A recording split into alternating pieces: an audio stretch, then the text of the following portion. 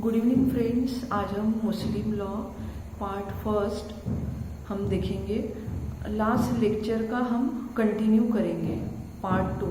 तो पार्ट 1 में हमने शरीयत एक्ट 1937 हमने देखा था, तो हम वही पार्ट हम कंटिन्यू करेंगे आज के लेक्चर में।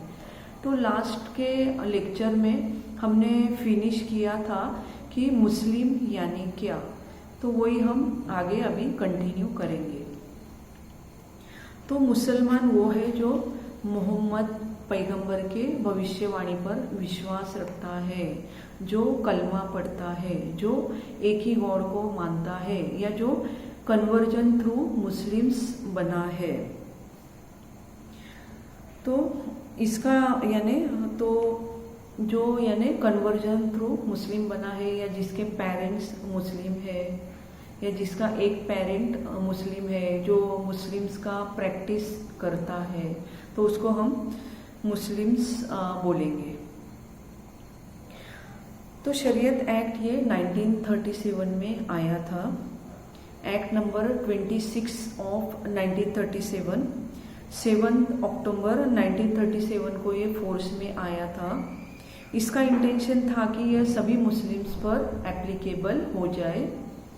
Section 1 short title and extent, ये पहले जम्मू कश्मीर में एप्लीकेबल नहीं था, अभी ये होल ऑफ इंडिया एप्लीकेबल है।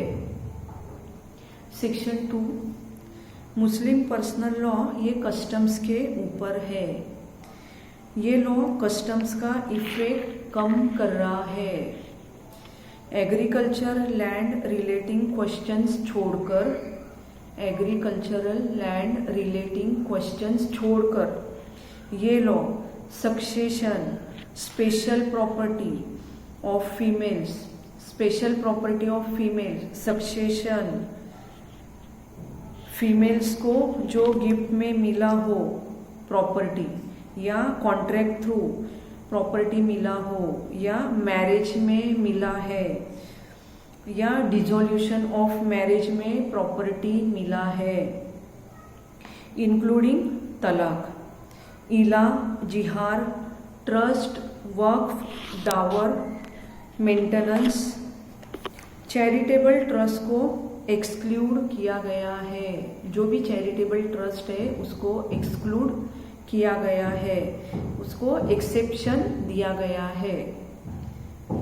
Section 3 power to make a declaration, कोई भी पर्सन जो इस अथॉरिटी से सेटिस्फाइड होगा और वो मुस्लिम्स है, तो इंडियन कॉन्ट्रैक्ट एक्ट 1872 अंडर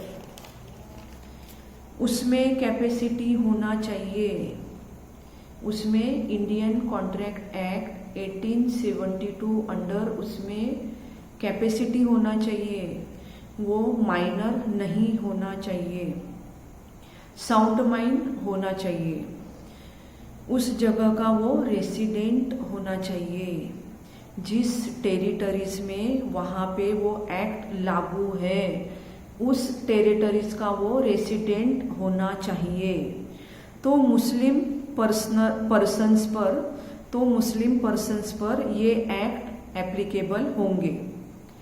उस पर्सन्स पर, उसके चिल्ड्रंस पर, और उस पर जो भी डिपेंडेंट पर्सन्स है, उसके चिल्ड्रन, उसके खुद पर, और उस पर जो भी डिपेंडेंट पर्सन्स है उन पर ये अप्लाई होंगे। एडॉप्शन, विल्स और लीगेसीज में लागू होगा। Legacy means inheritance etcetera, etcetera में ये लागू हो जाएगा। अगर अथॉरिटी ने रिफ्यूज किया तो स्टेट गवर्नमेंट के ऑफिस में अपील कर सकते हैं। स्टेट गवर्नमेंट प्रिस्क्राइब करेगी, उधर अपील कर सकते हैं। Next, consequences of declaration, consequences of declaration. For example, under customary law Muslim ने अगर अपनी पूरी प्रॉपर्टी विल बनाई, मुस्लिम्स ने अगर एक मुस्लिम पर्सन ने अपनी पूरी प्रॉपर्टी की विल बनाई और सेक्शन 3 अंडर खुद को डिक्लेयर किया तो वो कस्टमरी राइट्स लूज करेगा। अगर उसने पूरी प्रॉपर्टी की विल बनाई मुस्लिम पर्सन्स ने और डिक्लेयर किया तो वो कस्टमरी लॉ लूज करेगा और शरीयत एक्ट उस पर एप्लीकेबल होगा। शरीयत एक्ट अंडर 1/3 प्रॉपर्टी की ही वो विल बना सकता है।